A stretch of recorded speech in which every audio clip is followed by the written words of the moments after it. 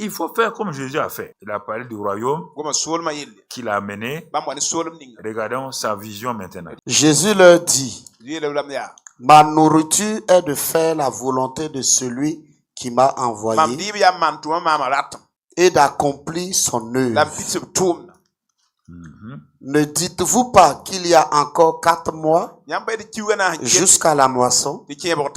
Voici, je vous le dis, levez les yeux et regardez les champs qui déjà blanchissent pour la moisson. Celui qui moissonne reçoit un salaire et amasse des fruits pour la vie éternelle, afin que celui qui sème et celui qui moissonne se réjouissent ensemble. Bon. Maintenant, il va arriver à un point. Vous voyez tout ça là? C'est pour arriver à un point, il parle de moisson maintenant. Le danger, c'est que si tu dois traiter un thème,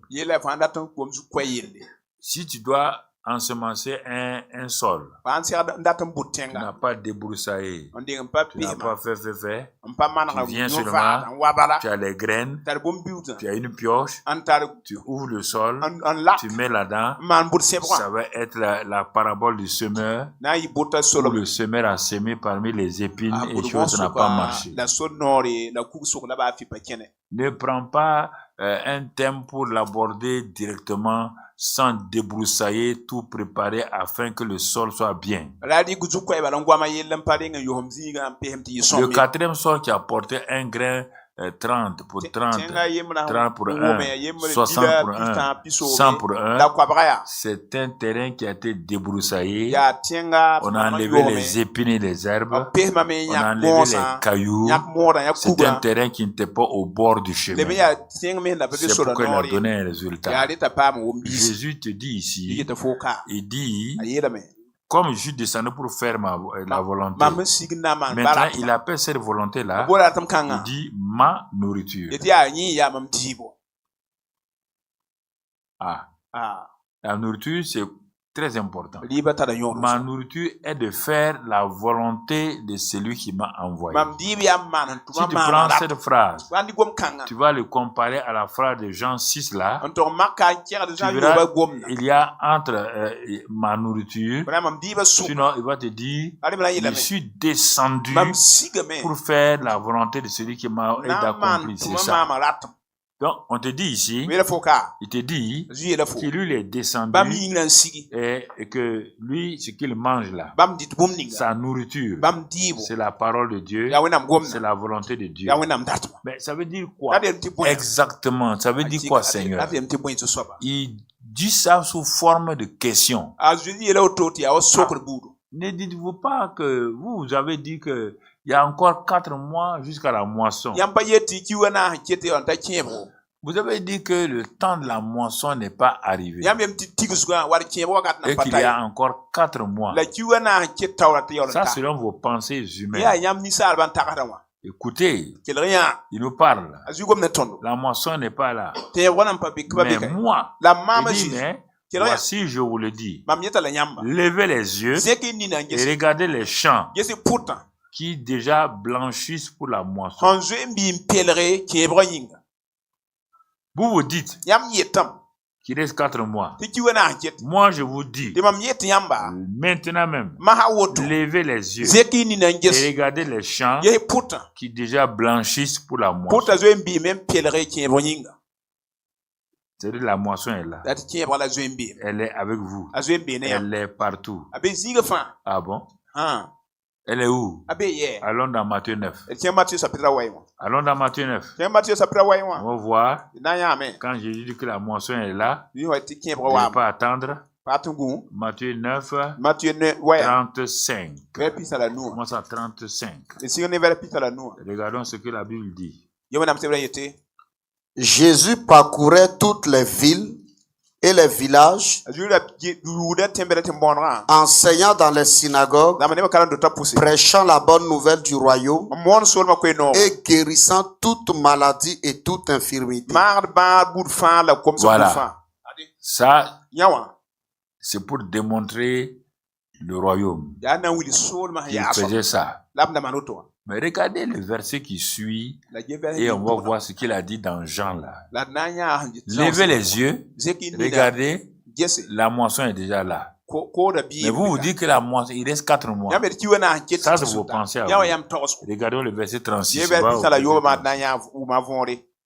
Voyant la foule, il fut ému de compassion pour elle, parce qu'elle était languissante et abattue, comme des brebis qui n'ont point de berger. On va s'arrêter là. Il dit, levez les yeux. Regardez, la moisson est là. Ça veut dire quoi? En termes. C'est pourquoi Jean lui dit, et Matthieu lui dit ici, que Jésus allait de lieu en lieu avec ses disciples. À un moment donné, ça a arrêté. Il veut enseigner quelque chose sur la moisson. Il prend toujours des cas pratiques. La Bible dit le premier terme, voyant la foule. Jésus dit, dans Jean, la moisson est là. Les disciples disent, il y a 4 mois. Il continue à marcher, continue à faire son ministère. Et il arrive à un moment donné, il va enseigner encore. Il s'arrête, il prend la parole. Matthieu dit que ce jour-là, lui, il était là.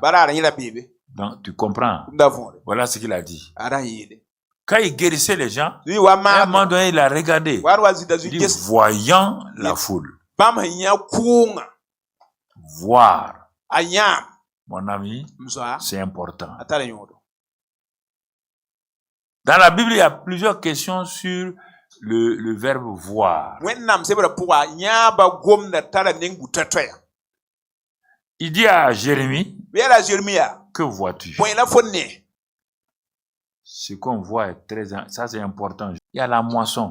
Que vois-tu? Quelle est ta compréhension de cette moisson qui est là? Il dit à Jérémie, que vois-tu? Jérémie, il voit la branche d'un amandier. Là, tu as bien vu. Tu as bien vu. Ça, c'est la bonne réponse. Il dit à un aveugle pour qui il a prié. Il a posé les mains, il a prié. Il dit à l'aveugle, que vois-tu? Il dit, je vois donc les hommes comme des arbres. Jésus dit non. Non, ça n'a pas une bonne vision. Plusieurs fois, il parle. Il parle de vision. Mon frère, ma soeur, quand la vision n'est pas claire, si tu ne vois pas comme Dieu voit, tu ne peux pas moissonner. Quand Jésus regardait, il y avait 2 groupes. Jésus et ses disciples. Et tous avaient les yeux sur la foule. Jésus regarde. Il voit quoi? La moisson. Sous forme de quoi? De foule languissante et abattue, comme des brebis qui n'ont point de berger. Voilà comment il voit. Quand les disciples regardent, vous allez voir la réaction. Quand ils regardent, et ils voient quoi? Comme souvent toi et moi, ils voient des bandits, des voleurs, des adultères. Regardons la réaction. Quand il a vu la foule comme Dieu voit, son Père voit, il dit quoi? Il fut ému de compassion. L'amour et la compassion est la forme pratique de l'amour.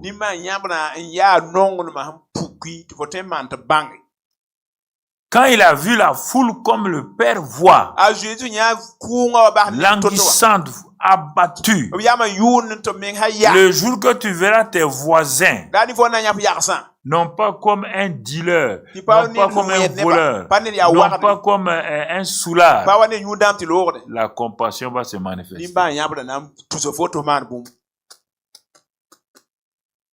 Comment tu vois la foule de Ouara? Tu insultes même. Ah, mais regarde. C'est comme tu parles. Dieu dit, ok. Moi, je t'ai amené ici aujourd'hui pour que tu vois la foule là. Mais quand toi, tu les as vus, les gens de Ouagadougou là, on ne comprend pas, ils sont comme ça, comme ça. Dieu dit, ok. J'ai cru que tu allais les voir comme moi je les vois. J'ai cru que tu allais les découvrir. Non. Dieu voit une femme languissante et abattue. Les Juifs ont pris pour amener. Et ils ont dit, on va régler le cas de la femme et en même temps le cas de Jésus. Il dit, tu vois cette femme-là, on l'a prise en flagrant délit d'adultère. Moïse a dit, Moïse, notre chef là, notre chef religieux là, a dit de lapider de telles femmes. Et toi, qu'est-ce que tu dis? Jésus dit, il n'y a pas de problème. On va se préparer à lapider. Puisque vous ne connaissez pas la compassion et la miséricorde.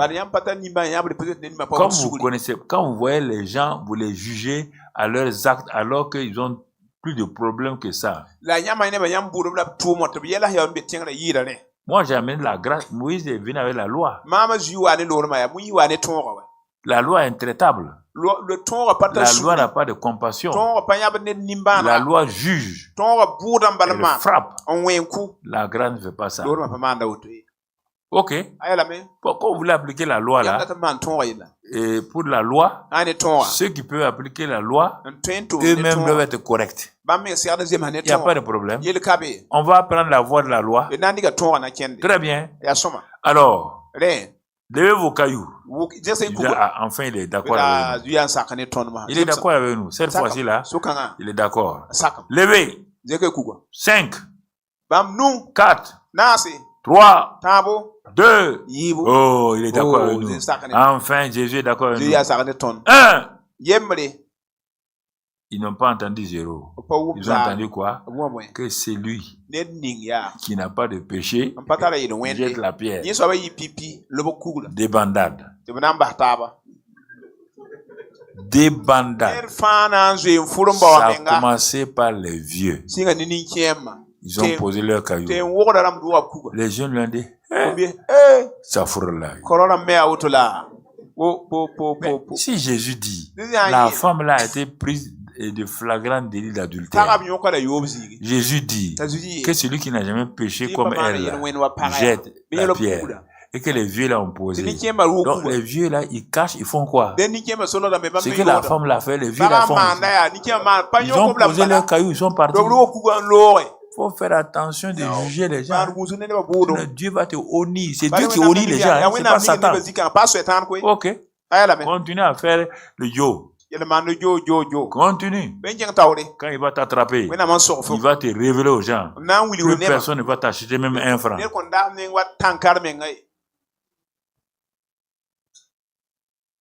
Il a dit jeter. Les vieux ont jeté. Les jeunes ont jeté. Les enfants ont jeté. Après quelques minutes, Jésus dit, femme, ouvre tes yeux. Parce qu'elle s'est déjà vue morte. Ouvre tes yeux. Elle ouvre.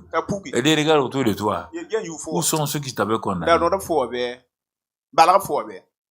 C'est la même fois ici. Il a vu une foule languissante, abattue. Il est en train de nous enseigner. La moisson là, c'est pas simplement l'évangélisation.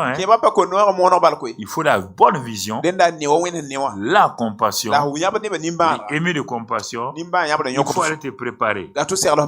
Il dit à ses disciples, verset 37, la moisson est grande, mais il y a peu d'ouvriers.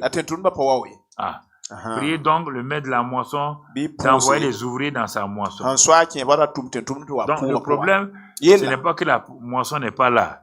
Elle est là, elle est grande. Burkina Faso, plus de 22 millions d'habitants. Ouagadougou a 3 millions d'habitants. La moisson est partout. Jésus dit, lève les yeux et regarde. La moisson est partout. La moisson est partout. Mais qu'est-ce que toi tu fais? Les campagnes d'évangélisation, ce ne peut pas résoudre notre problème. Non, mon ami. Les campagnes d'évangélisation sont des événements ponctuels qui secouent le quartier. Ça fait du bien aux gens, ils chantent, ils dansent. Et après, quand je suivais Billy Graham à l'époque de notre jeunesse, il s'en va et il prêche. C'est des milliers de gens qui se convertissent. L'année suivante, il vient, il demande aux églises combien de gens ont intégré les églises. Même pas 1000. Bunke est venu ici. On a eu à Dassasgo, on a fait la campagne. On a eu 17 005 convertis. Les fiches ont été remplies. 17 005 convertis. J'ai dit, il faut aller vite, sinon si on parle le suivi là, si on ne fait pas, c'est un problème. Les gens ont laissé. Un mois plus tard, on a réparti entre les églises d'aller voir. Mon frère, les gens répondaient, mais quand on va à l'hôpital, quand on est guéri, est-ce qu'on reste à l'hôpital? Donc on a perdu combien? Même pas 1000 personnes qui sont entrées dans les églises. Billy Graham avait expérimenté ça. C'est pourquoi nous avons mis en place Erecodec là. Il y a l'évangélisation individuelle, le suivi. Ils sont là les responsables. Tout de suite, il faut un suivi. Et quand les gens sont convertis, les fiches là, tout de suite, ils envoient des gens, maison par maison, prendre les gens, tisser amitié avec eux.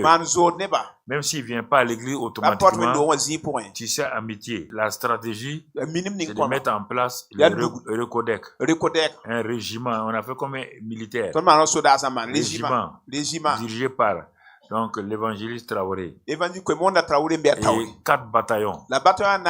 Bataillon, l'évangélisation individuelle, l'implantation tenue par Mamoudou et tout, l'invasion.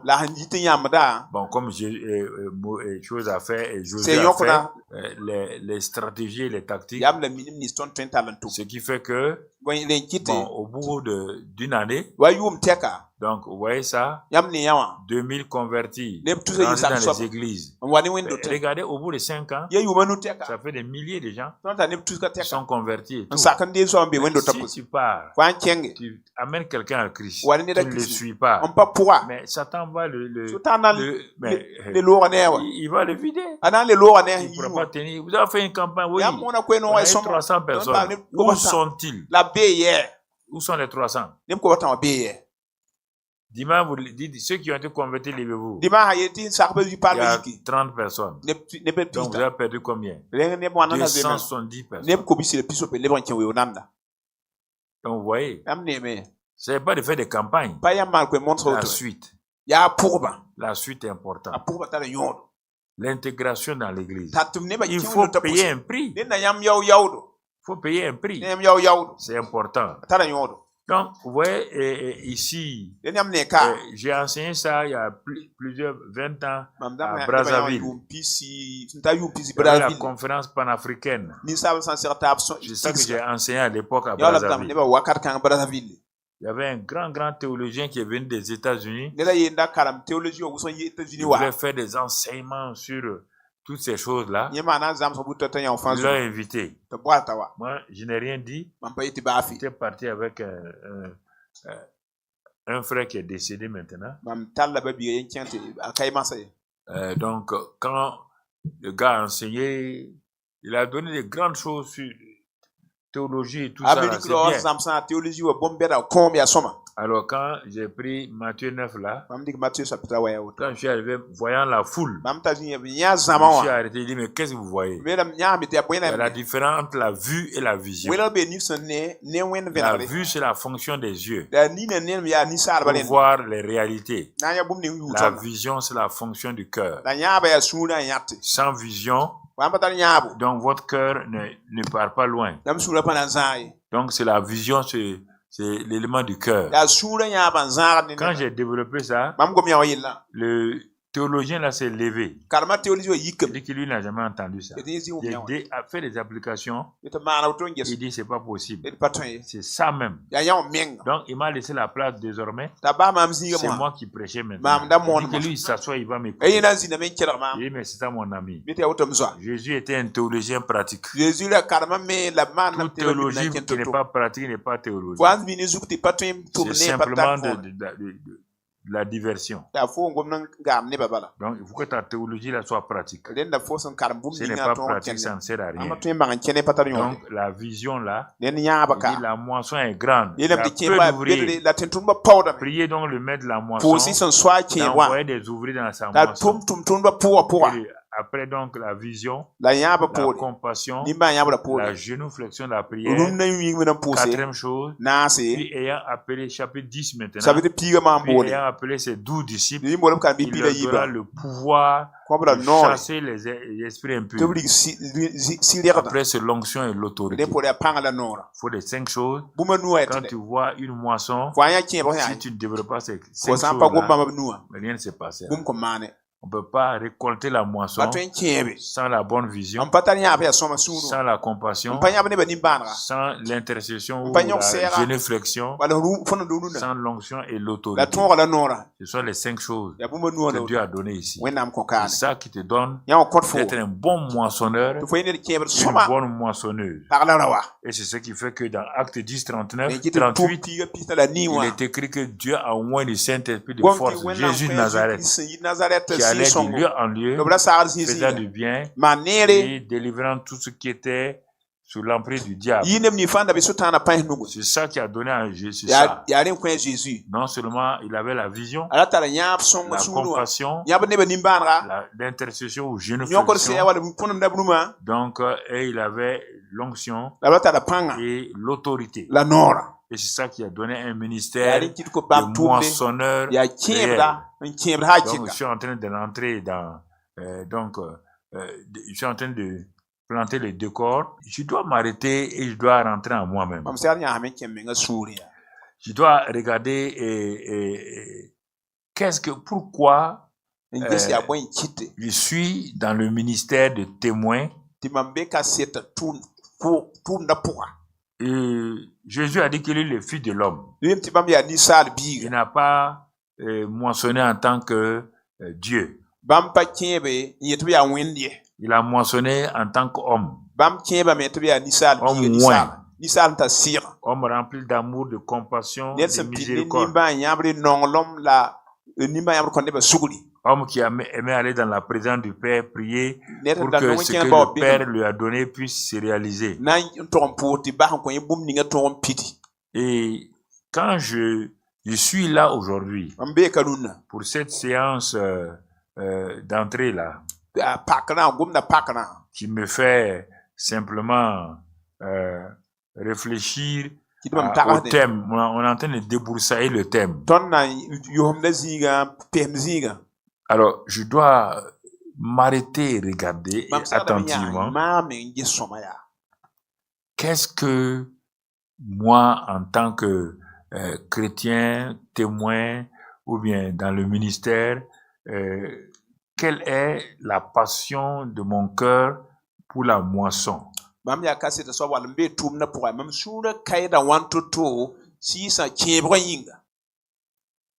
Tu vois, je dois, si je n'ai pas ce que Dieu a dit à Jésus de faire là, je dois me repentir profondément pour ça.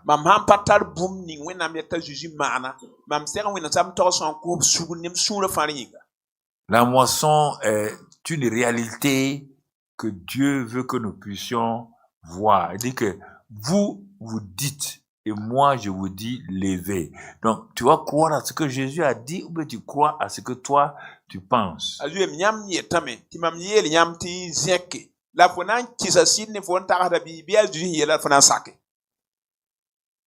Tant qu'on n'a pas donc cette vision-là, c'est un problème. Quand on regarde le cas de Paul, sérieusement,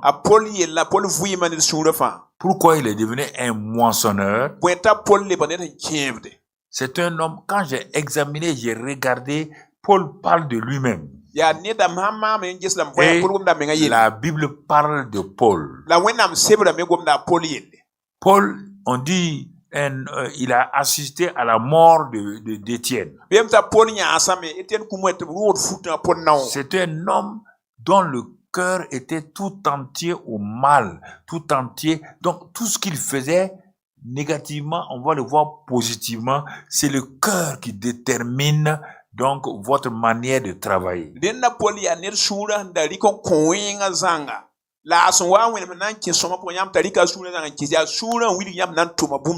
Quand on voulait tuer Étienne, c'est lui qui s'est proposé que quand on l'a déshabillé, de mettre les habits d'Étienne à ses propres pieds. On a mis les habits d'Étienne et il a donné son accord pour qu'on lapide Pierre.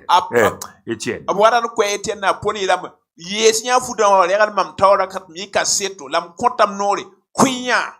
Et quand on regarde encore la suite avec acte, ça c'est acte 7, acte 8, on voit Pierre, on dit Paul, il était rempli de haine. C'est-à-dire qu'il était rempli, il respirait, toute sa respiration, c'est la haine et la méchanceté. Il était engagé, c'est ça qui est important, le cœur. Son cœur était engagé totalement dans le mal. Parce que sa vision était mauvaise. Ensuite, on le voit en train de prendre des lettres avec les sacrificateurs pour aller maintenant dans cette ville Damas.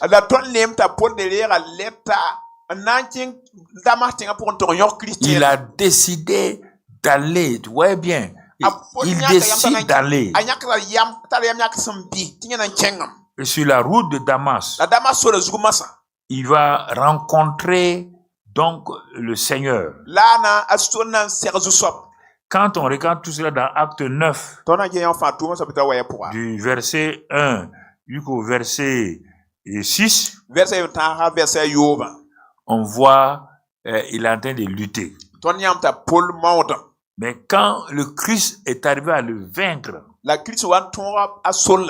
il va changer, quelque chose va se passer. Un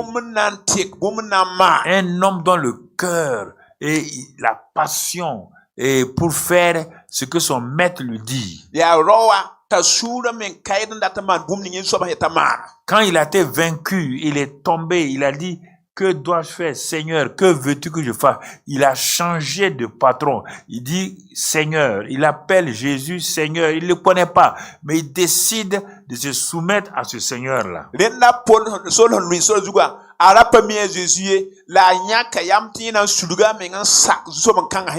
Et la voix dit, entre dans la ville, on va te dire ce que tu dois faire. Il reprend cette rencontre-là dans Acte 26, quand il va parler au roi Agrippa et tous ces gens, Acte 26.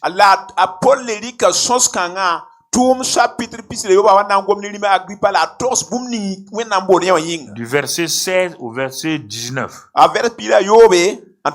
Il raconte son histoire, il donne son témoignage. Maintenant qu'il est convaincu, il a reçu le Saint-Esprit,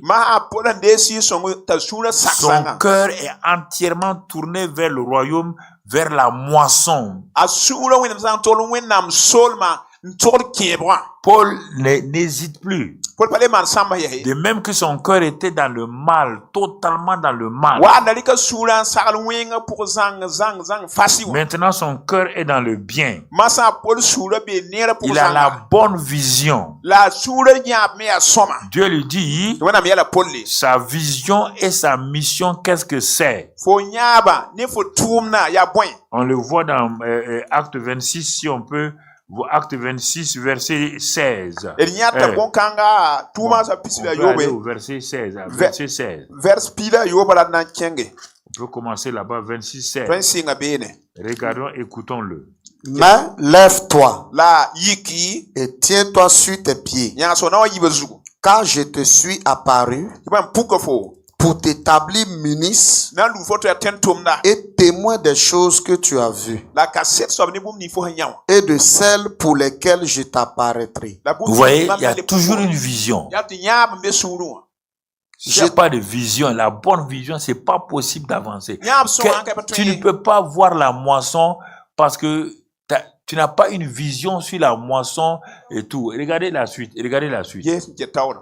Je t'ai choisi du milieu de ce peuple et du milieu des païens vers qui je t'envoie, afin que tu leur ouvres les yeux pour qu'ils passent des ténèbres à la lumière et de la puissance de Satan à Dieu, pour qu'ils reçoivent par la foi en moi le pardon des péchés et l'héritage avec les sanctifiés. Sa vision et la mission sont confondues. Regarde ce que Dieu nous donne. Écoute-moi, homme de Dieu, femme de Dieu. Paul dit que Dieu l'a établi ministre et témoin des choses qu'il a vues. Si tu veux être un moissonneur, rentre dans le lieu secret. Si tu n'as pas été, donc tu n'as pas ministre et établi ministre et témoin des choses que tu as vues, il faut aller prier comme Éphésiens 1 dit. Il dit, ouvre mes yeux pour que je vois. Ouvre ma compréhension, que je comprenne comme toi tu veux que je comprenne. Deuxième chose, je t'ai choisi du milieu de ce monde-là vers qui je t'envoie. Il faut accepter de savoir que Dieu t'a choisi. Tu es un choix de Dieu. Oublie les ministères, bon pasteur, quoi là. D'abord, tu es un choix de Dieu. Ici, là, il n'y a pas un titre donné à Paul. C'est pas prophète, c'est pas apôtre. Non. Il te parle que lui, il a été établi ministre, serviteur et témoin. Va prier pour ça, que Dieu fasse de toi ça. Et que tu es le choix de Dieu. Tu es un choix de Dieu. Troisièmement, pour quel but? La mission. Il faut que tu saches. Quelle grâce. Dieu te dit afin que les païens qui sont la moisson là, c'est pour faire quoi? Que tu leur ouvres les yeux. Tu ouvres les yeux de ces gens-là, de tes voisins païens là, de ton quartier païen là, du village païen là, de la ville païenne là, partout tu ouvres leurs yeux pour qu'ils passent des ténèbres à la lumière et de la puissance de Satan à Dieu. Voici. Ça, c'est des choses importantes. Frères et sœurs, c'est des choses importantes. Ne passe pas ton temps à prier et la moisson de Dieu est en train de se gâter. La moisson de Dieu se gâte. Les gens meurent. Ils vont en enfer. Dieu dit, il va ouvrir leurs yeux. Va les amener des ténèbres à la lumière. Si toi-même tu es passé des ténèbres à la lumière, si ta conversion est authentique, si tu sais que dans les ténèbres dans lesquelles tu vivais là, tu partais en enfer, alors Dieu dit que, étant donné que tu es la lumière, va amener des gens des ténèbres à la lumière. Et là, ce n'est pas fini. Dieu te donne ce privilège-là d'amener les gens de la puissance de Satan à Dieu. Quel privilège, quelle grâce. Quand j'ai vu ces choses-là, je n'ai plus résisté. Et bon, je vais voir tout de suite là. Et ensuite, et par la foi qu'il reçoit par la foi en Jésus, le pardon des péchés et l'héritage des saints avec les sanctifiés. Ça, c'est ton rôle que Dieu te donne. C'est pourquoi, conclusion, il dit au roi Agrippa, à cause de ça, je n'ai point résisté à la vision céleste. Ah non, j'ai compris ce que Dieu veut dire. Le moissonneur doit intégrer tout ça dans sa vie. Que ta prière régulièrement, tu intègres ça. Tu intègres ça. Tu intègres ça. Tu intègres ça. Et là, quand tu vois ça, le cri que Paul a lancé un jour, on ne va pas le lire, c'est dans 1 Corinthiens 9, 16. Qu'est-ce qu'il dit? Il dit, malheur à moi si je ne prêche pas l'évangile aux païens.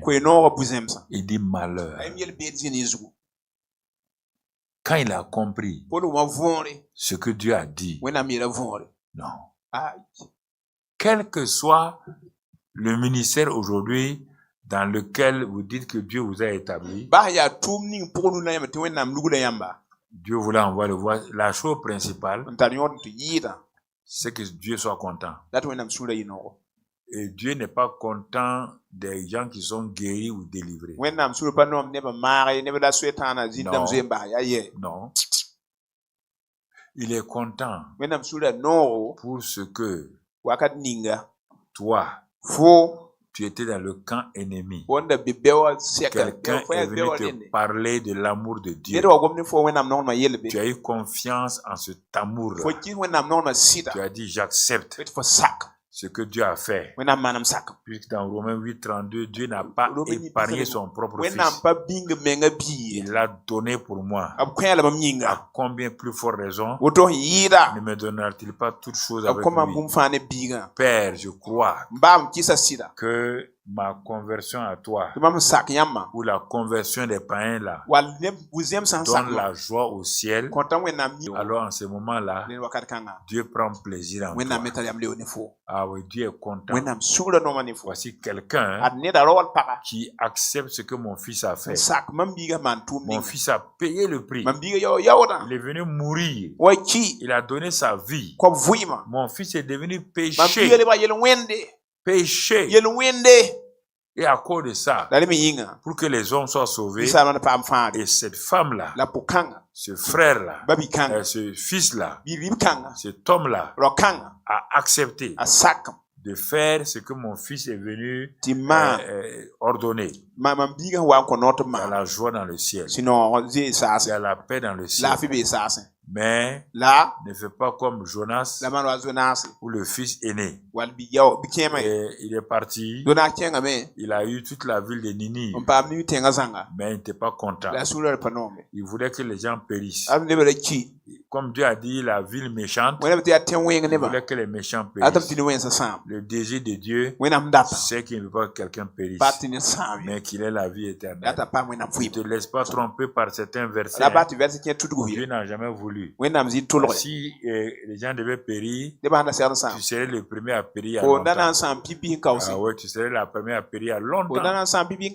Tu n'es pas meilleur que quelqu'un, car tous sont péchés, sont privés de la gloire de Dieu. Romains 3, 23. Il n'y a pas de salut en quelqu'un. Il n'y a rien d'autre que ça. Si tu comprends ça déjà, tu es dans la bonne phase. Tu vas aller de l'avant. La grâce de Dieu va t'accompagner. Et l'amour de Dieu va t'accompagner. Et la révélation te sera donnée.